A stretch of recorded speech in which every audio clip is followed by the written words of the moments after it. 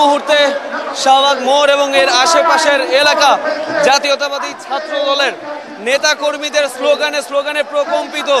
এই মুহূর্তে কিছুক্ষণ আগেই কিন্তু এখানে এসে উপস্থিত হয়েছে বিএনপির মহাসচিব মির্জা ফখরুল ইসলাম আলমগীর। আমি একটু দেখাতে চাই যে নেতা কর্মীদের উপস্থিতি সেটা কতটা। আসলে এই মোড় এবং আশেপাশের জাদুঘরের যে রোড টিএসসির দিকে গিয়েছে, মৎস্য ভবনের দিকে রোড এবং কাঁটাবনের দিকে যে রাস্তা গিয়েছে এবং স্টেজের পেছনে যে রাস্তা পিজি হাসপাতালের সামনে হয়ে চলে গেছে, কোনো জায়গায় কিন্তু তিল ধারণের ঠাঁই নেই এবং মানুষ ফুট ওভার ব্রিজ থেকে শুরু করে যে যেখানে পারছে সেখানে অবস্থান নিয়েছে। এবং মহাসচিব মির্জা ফখরুল ইসলাম আলমগীর আসার সাথে সাথে কিন্তু তাদের যে উন্মাদনা যেটা ছিল সকাল থেকেই সেটা কিন্তু আরও বেড়ে গেছে।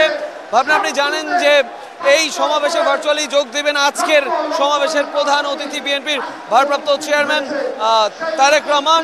তিনি কিন্তু বক্তব্য দিবেন। তার বক্তব্য শোনার জন্য এবং অন্যান্য নেতাকর্মী যারা আছে তাদের বক্তব্য শোনার জন্য অধীর আগ্রহে অপেক্ষা করছে ছাত্র দলের নেতাকর্মীরা। আজকে শুধু ঢাকা এবং আশপাশ নয়, বাংলাদেশের বিভিন্ন এলাকা থেকে ছাত্র নেতারা কিন্তু এসেছেন। ছোট বড় মিছিলে এখনো পর্যন্ত ছাত্র নেতারা কিন্তু আসছেন এবং এখন কিন্তু এই মুহূর্তে শাহবাগের আশেপাশে আসার খুব একটা সুযোগ নেই। আনুষ্ঠানিক যে বক্তব্য এখনো পর্যন্ত মাত্র আনুষ্ঠানিক বক্তব্য সেটা শুরু হলো এই সমাবেশের এবং এইখানে এখনই বলা হচ্ছে যে বিএনপির ভারপ্রাপ্ত চেয়ারম্যান তারেক রহমান এখনই কিন্তু ভার্চুয়ালি যুক্ত হবেন এই সমাবেশের সাথে এবং তারপরই কিন্তু আনুষ্ঠানিকভাবে শুরু হবে বক্তব্য।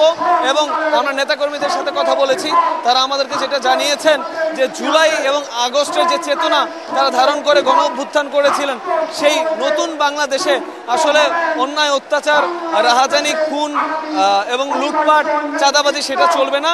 ছাত্র দলের নাম বা বিএনপির নাম ভাঙিয়ে কেউ যাতে এরকম না করতে পারে এবং যদি কোনো এলাকায় হয়ে থাকে সেটা কিন্তু তাদেরকে জানানোর কথা বলা হয়েছে এবং বলেছে আগামীতে যারা শাসক হবেন, দেশের হাল যারা ধরবেন, তারা যাতে কোনোভাবে স্বৈরাচার হয়ে না ওঠেন।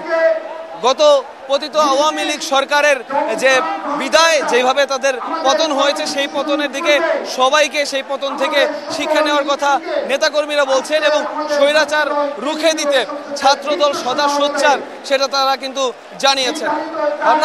এই ছিল এখনকার মতো আমার কাছে শাহবাগ থেকে সর্বশেষ।